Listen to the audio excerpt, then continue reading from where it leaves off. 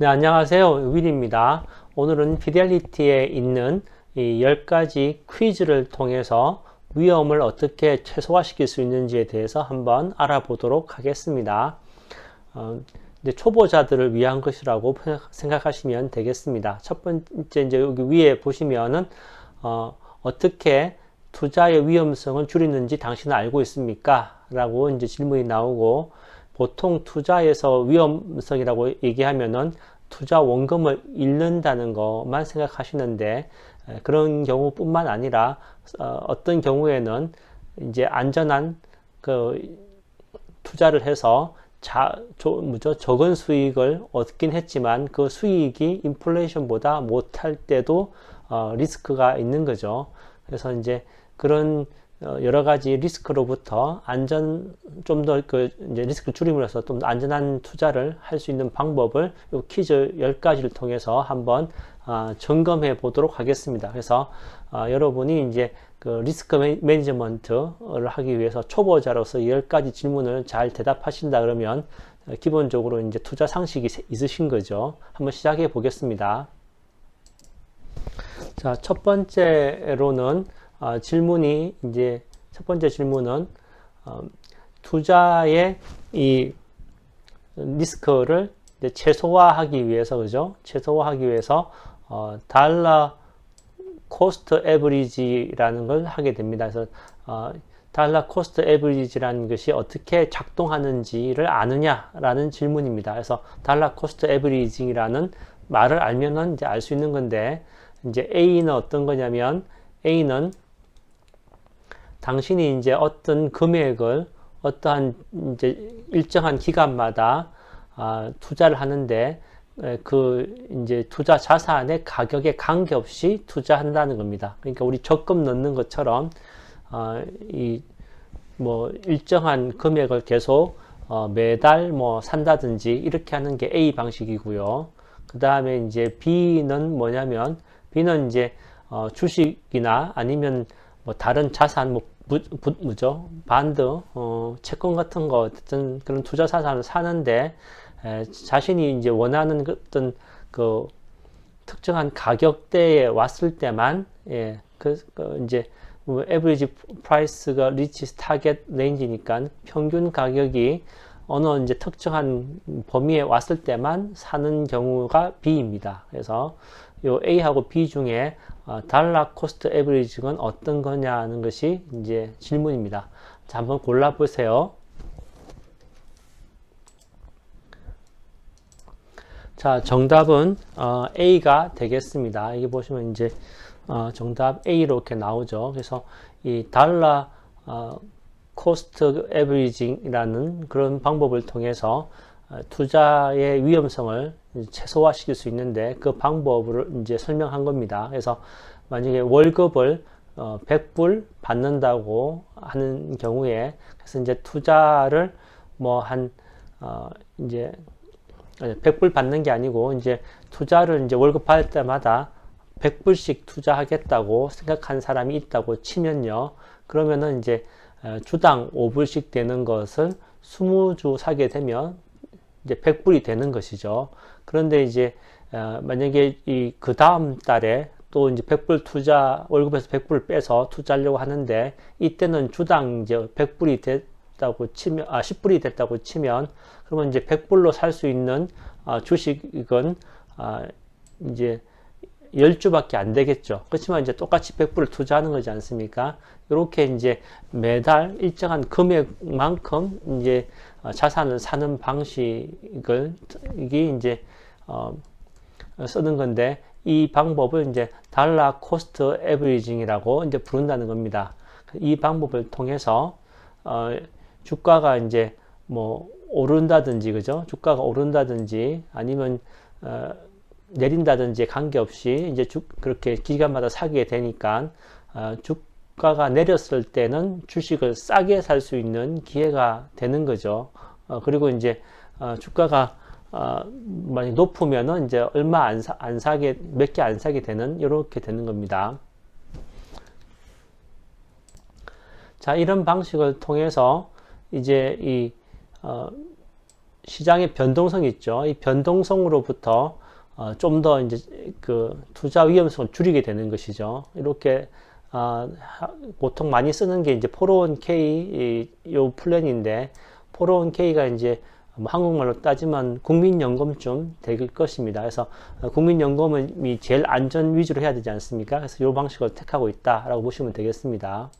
자, 두 번째 질문은 이제 채권을 가지고 있는데 이 가지고 있는 채권의 이 인터레스트니까 이익률이 이제 수익률이 올랐을 때는 어떻게 되느냐라는 것이 두 번째 질문입니다. 그래서 이제 A는 어떻게 얘기하냐면은 이 투자자는 이제 인터레스트 이제 이자율이 올랐기 때문에 그 갖고 있는 가격이 채권의 가격이 오른다라고 얘기하는 게 A고요.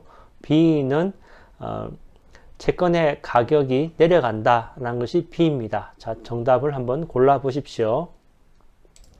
자, 정답은 B가 되겠습니다. 그래서 이제 채권을 가지고 있는데 그 채권은 이제 이 이자율에 민감하죠. 그래서 이제 이 이자율이 만약에 새로 나오는 그죠? 새로운 채권의 이자율이 높게 나온다 그러고 한다면은 오래된 채권은 매력도가 떨어지기 때문에 채권 가격이 떨어지게 됩니다. 그래서 이제 이자율과 채권 가격은 반비례한다 이렇게 보시면 되겠습니다. 반대로 이제 채권 가격이 이자율이 내려가면 이제 채권 가격은 올라가겠죠. 이렇게 보실 수 있고 최근에 이제 10년 만기 국채 수익률이 올라가지 않습니까? 2년 만기 국채 수익률도 올라가고 그러니까 이제 채권 시장에서는 채권 가격이 떨어지는 거니까 매력도가 좀 떨어지겠죠.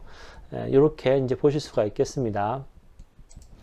자, 이제 세 번째 질문은 우리 이제 많이 들었을 겁니다. 분산 투자를 하라는 겁니다. 그래서 분산 투자를 함으로 해서 어떻게 위험을 줄일 수 있느냐라고 했을 때 A는 분산 투자를 함으로 해서 투자로부터 오는 이익을 더 올릴 수 있다. 이 투자 수익률을 높일 수 있다라고 얘기하는 거고요.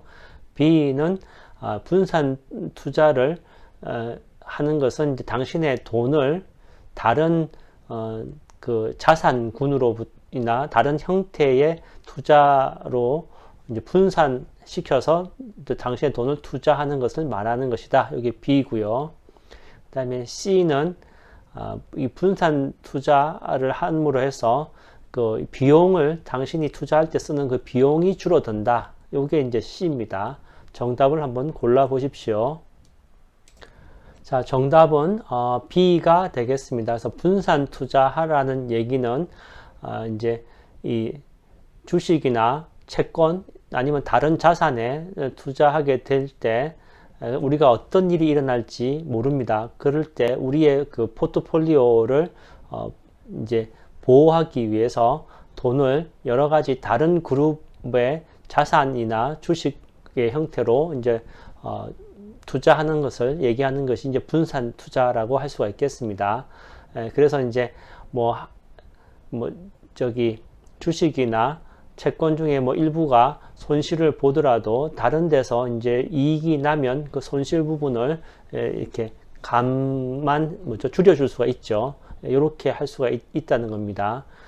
그래서 이제 주식 같은 것도 이렇게 섹터별로 어느 정도 이제 좀 잘 나가는 섹터에 좀 집중되긴 하지만 안 나가는 섹터도 어느 정도 갖고 있으라는 것이 이제 이런 분산의 개념이 되고, 나이가 드시면 이제 채권하고 그다음에 주식의 비율도 얘기할 수가 있죠. 그리고 이제 여기서 주식하고 채권만 얘기했는데 보통 이제 부자들은 30대 30% 1대 1 비율이지 않습니까? 그래서 이제 부동산, 그다음에 동산, 현금 이렇게 세 가지를 보고 있습니다, 보통.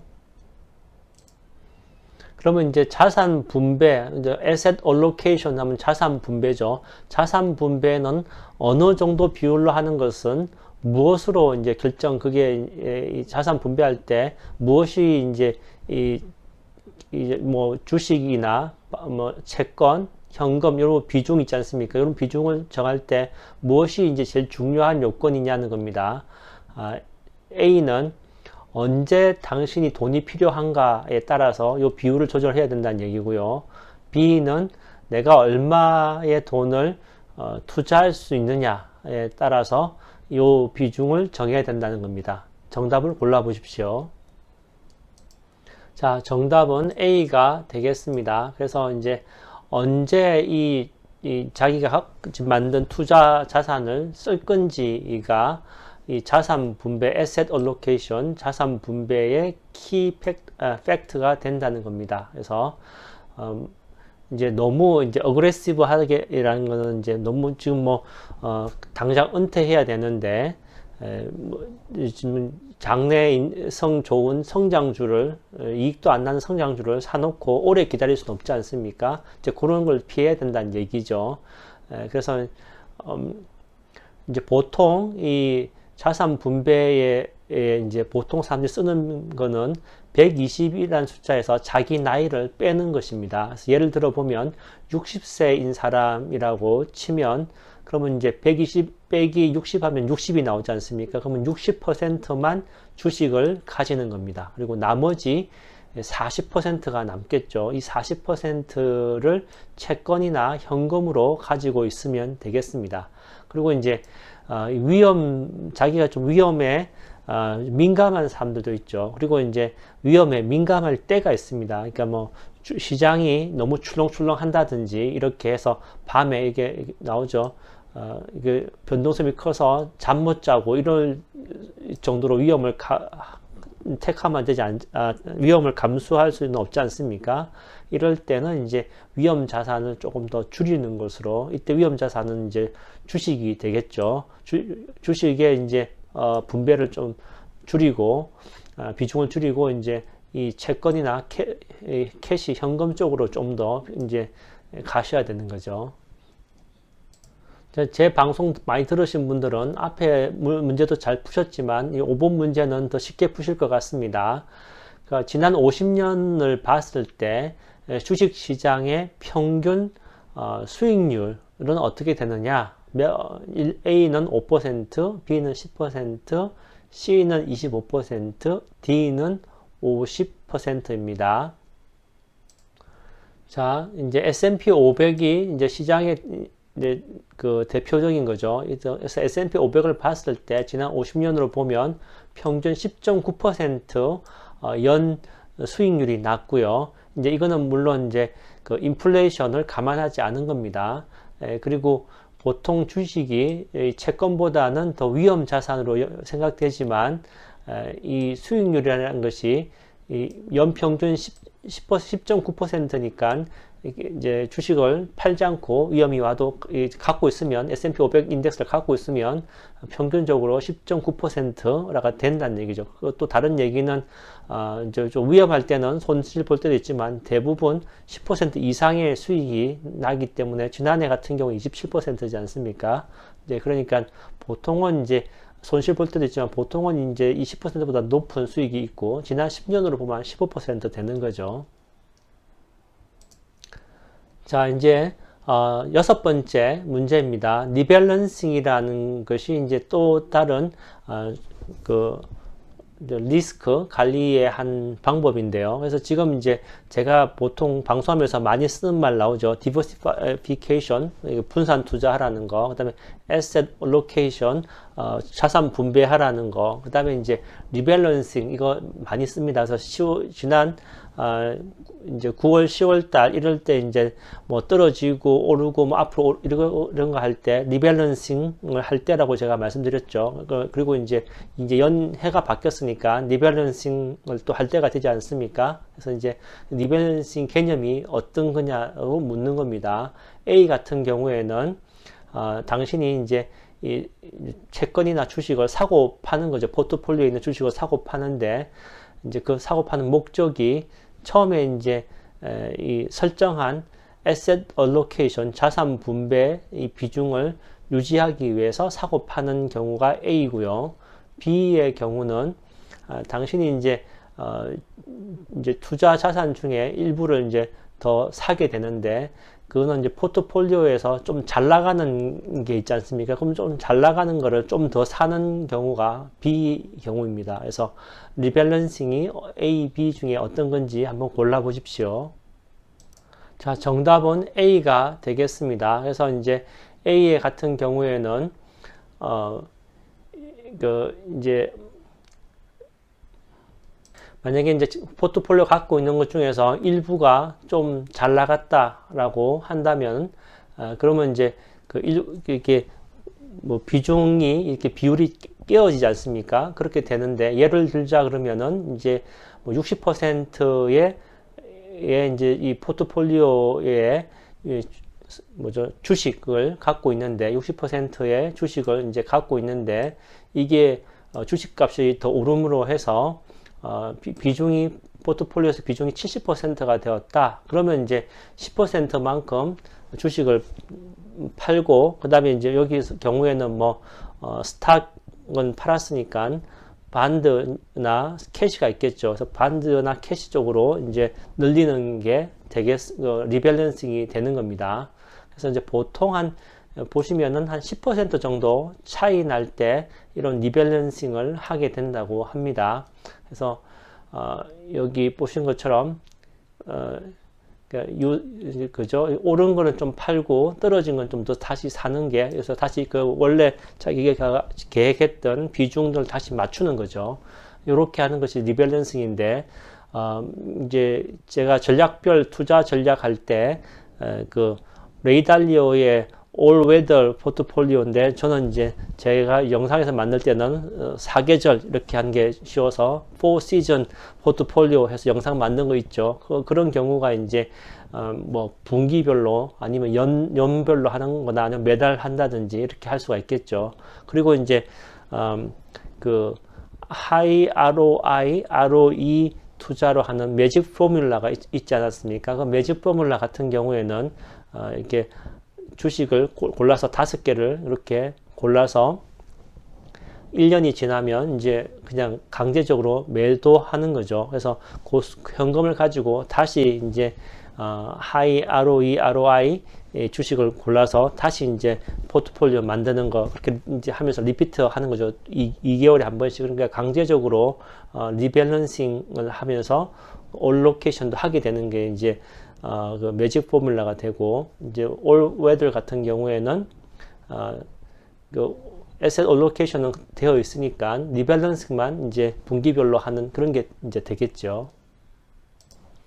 자, 다음으로는 크레딧 리스크라는 말을 이제 투자를 하게 되면 듣게 되는데, 이 크레딧 리스크는 어떤 걸 의미하는 거냐 하는 겁니다. A는 이제 이 강도들이죠. 뭐 해커가 이제 여러분의 개인 정보를 가지고 여러분 이제 그 투자 계좌에 접근하는 거, 이게 이제 A가 되고요. B는 채권을 내가 샀는데 채권 이거 발행한 사람이 이자를 못 낸다고 하거나 아니면 원금을 못 돌려주겠다고 하는 게 B의 경우입니다. 그래서 투자에 있어서 크레딧 리스크가 뭔지 골라 보십시오. 자, 정답은 B가 되겠습니다. 그래서 크레딧 리스크는 보통 이 채권 투자자들한테 많이 쓰는 말이죠. 그래서 이 크레딧 리스크가 이제 채권 만기일이 됐는데 채권 이자율이나 이자를 안 주거나 원금을 안 돌려줄 때를 이제 크레딧 리스크가 생긴 거고, 최근에 이제 헝다가 하는 그 중국의 부동산 회사가 이제 그런 경우라고 볼 수 있죠. 그래서 한국도 그 IMF가 이제 그 90년도 말에 있었지 않습니까? 그런 게 이제 크레딧 리스크에 해당되는 거죠. 그래서 이 신용회사 뭐 무디스나 S&P 같은 신용회사에서 신용 등급을 매기지 않습니까? 그래서 나라별로도 매기고 회사별로도 매기는데, 보통 D에서 시작해서 그 다음에 트리플 A까지 있다고 보시면 되고요. 그래서 트리플 A에서 트리플 B까지는 투자 등급이라 그러고, 그 다음에 이제 트리플 B 밑이니까 더블 B가 되겠죠. 더블 B부터는 투기 등급이라고 합니다. 그래서 미국의 미국채 같은 경우에는 트리플 A 등급을 받는 거죠. 반면에 그 이제 트리플 B 이하인 더블 B부터는 뭐 폴른 엔젤이라고 합니다. 그래서 뭐 추락한 천사 이렇게 얘기하는데 사실 더블 B도 굉장히 괜찮은 회사들이 많은데 어쨌든 투기 등급으로 되고 우리 흔히 말하는 뭐 하이 일드 반드라는 말이 그 이제 더블 B부터 시작하는 거죠. 그리고 뭐 정크 번드, 정크 번드라는 말이 싫어서 이제 하이 일드 번드라는 말로 쓰긴 합니다만 어쨌든 이 정크 번드가 더블 B부터 하는 투기 등급으로 보시면 되겠습니다. 그래서 회사채가 이제 그런 데 해당되고 최근에 제가 말씀드린 영상에서 방어적인 방법으로 5년 이하짜리 그 회사채를 사는 그런 것도 이제 하나의 수익도 받으면서 그런 방어적인 투자도 되는 거 알려드리는 게 있으니까 아마 기억하실 겁니다. 자, 8번째는 젊은 사람들에게 가장 이게 큰 위험성, 비기스트 리스크는 뭐냐는 겁니다. 이제 A는 베어 마켓, 뭐 이제 하락장이죠. 그다음에 B는 투자하는데 90% 이상을 포트폴리오 90% 이상을 주식에 투자하는 게 가장 큰 위험이라는 거죠. C는 정년 퇴직을 위해서 투자를 미루는 것은 이제 C가 되고요.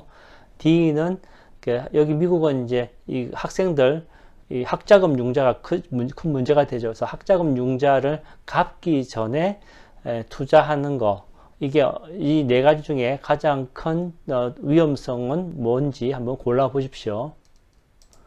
자, 이제 정답은 C가 되겠습니다. 그래서 이 젊은 사람들한테서 가장 중요한 자산은 시간이 되겠죠. 시간이 많다는 게 젊은 사람들한테 가장 유리한 거죠. 그래서 이 젊은 사람들은 오랜 기간 동안 투자하면 앞에 말씀드렸던 10.9%의 그 S&P 500을 보면 연수익이 있지 않습니까? 그러면 이제 72 법칙으로 나누면 72 나누기 10 하면 7년마다 자기의 원금이 2배가 되는 그런 이제 투자가 되는 거죠. 그래서 시간이 굉장히 중요하고 그 다음에 이제 이 자산이 이제 주가가 떨어지는 하락장에서는 오히려 이제 주식을 좀 더 싼 가격에 살 수 있는 기회가 된다는 것이죠. 그리고 오랜 시간 뭐 이제 최근에는 점점 더 짧아지죠. 리세션이 와도 뭐 2008년도 경우에 조금 길었지만 최근에 이제 2020년도 팬데믹 같은 경우에는 그 1년 안에 다 회복이 되지 않습니까? 그래서 시간이 있을수록 회복할 수 있는 기회도 많기 때문에 그리고 그때 산 주식들은 아주 저렴하게 산 거기 때문에 더 이익이 크겠죠. 그래서 이제 젊은 사람들은 포트폴리오의 90% 정도나 더 이상을 보통 이제 주식에 주로 주식이 더 이제 위험 자산이지 않습니까? 좀 더 하이 리스크 자산에 투자하는 것도 괜찮다라고 하는 거고 보통 이제 미국에서 이 학자금 융자 스튜던트 론을 다 갚고 나는 투자를 시작하겠다라고 하면은 보통 그것 때문에 한 10년 정도 더 늦게 시작하게 된다고 합니다. 그건 이제 상당한 10년 동안 그만큼 손실을 본 거죠. 이제 요거를 똑같이 뭐 자동차 융자금이라든지 집 융자금과 병행해서 투자도 같이 해야 되는 것이죠. 거기에 대한 답이라고 생각하시면 되겠습니다. 자, 이제 9번째는 이제 막 그 은퇴하신 분들한테서 가장 큰 위험성은 뭐냐는 겁니다. A번 같은 경우에는 이제 이 채권으로 보통 은퇴가 이제 다 됐으니까 아무래도 포트폴리오의 채권 비중이 높겠죠. 이 채권의 이자율이 올라가면 앞에 이제 우리 배운 것처럼 채권 가격은 떨어지죠. 그러면 이제 자기 자산 가격이 떨어지지 않습니까? 이게 제일 큰 위험이다. A번. 2번은 이제 베어 마켓이니까 마침 이제 자기가 은퇴하려고 하는데 은퇴할 때 뭐 팬데믹이 와서 이 베어 마켓이 왔다든지 이런 리세션 때 하락장일 때 은퇴하게 됐다라는 것이 이제 B입니다. 어느 것이 더 큰 위험성일까요? 골라보십시오. 자, 정답은 B가 되겠습니다. 그래서 베어마켓 하락장이 막 이제 은퇴했는데 하락장이 된 것이 이제 제일 큰 위험 요인이 되는데, 그 이유는 이제 은퇴하고 나면은 은퇴 계좌로부터 돈을 뺐어야 되는데 자기 자산을 베어마켓 하락장에 했으니까 가격이 저가죠. 그래서 저가로 팔고 그 돈을 빼서 쓰니까 이제 자기 그 계좌가 빨리 마르겠죠. 그렇게 되는 그런 과정을 sequence of return이라고 합니다. 그래서 뭐 악순환이 되는 거죠. 그래서 sequence of returns라고 하는데 악순환 되는 그런 리스크라고 얘기합니다. 그래서 이런 경우를 막기 위해서는 이제 베어마켓 하락장이 리세션이 만약에 왔다라고 했을 때 우리가 경험상으로 이제 뭐 2020년 경우에는 채 1년이 걸리지 않았지만 어쨌든 다른 리세션 같은 경우에는 길면 이렇게 한 2년까지도 가지 않습니까? 그래서 1년이나 한 2년 정도 버틸 수 있는 그런 현금을 갖고 있으면 좋겠다라고 합니다. 그래서 영어로는 이제 그걸 캐시 쿠션이라고 합니다. 그래서 이 정도 1년에서 2년 정도 버틸 수 있는 현금을 갖고 생활비나 뭐 이렇게 갖고 있으시면은 그러면 이제 그 사이에 다시 이제 시장이 회복되고 그러면 이제 자산 가격이 회복됐으니까 자기가 원래 계획했던 그런 방식대로 이제 빼서 쓸 수가 있는 거죠. 그래서 이제 리세션 때 배당이 줄지 않는 그런 이제 배당 주식에 투자하는 것이 또 중요하지 않습니까? 그게 이제 뭐 기족주라든지 뭐 이렇게 얘기하는 것들이 그 리세션이 와도 그 배당주들은 그냥 그 배당이 줄지 않죠. 이제 요런 개념으로 이제 그 배당주도 접근하시면 될 것 같습니다.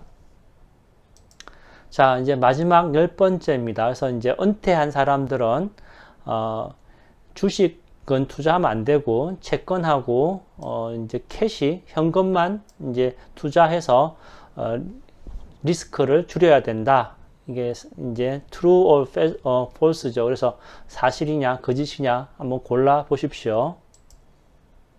자, 정답은 거짓이라는 겁니다. B입니다. 그래서 은퇴자라고 해서 이제 이 채권하고 그다음에 현금만 갖고 있으면은 인플레이션 리스크 때문에 사실은 지금 이제 만약 적금을 드시는데 적금은 아주 안정적으로 이익이 확정되는 거죠. 그래서 만약에 3% 적금을 주는데 뭐 3년짜리 적금을 들었는데 뭐 인플레이션이 3년 동안 보니까 6%였다. 그렇게 치면 3% 이자를 받아도 6% 인플레이션을 감안하면 오히려 3% 손해 본 게 됩니다. 그래서 이제 그렇게 그리고 이제 그 적금도 안 들고 그냥 현금만 갖고 계셨다고 치면 6% 손실을 보는 거죠. 그렇기 때문에 인플레이션의 그 위험을 해지하기 위해서는 이 주식 스탁이 있어야지 이제 그렇게 인플레이션을 해치할 수 있다는 겁니다. 그래서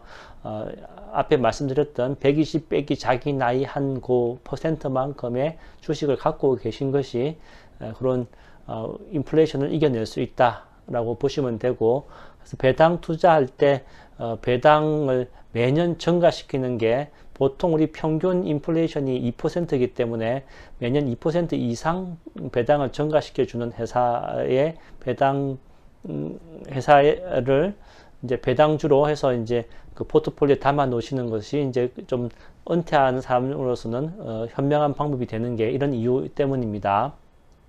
자, 이렇게 해서 10점 만점에 10점, 이제 리스크 매니지먼트, 이제 마스터가 되신 겁니다.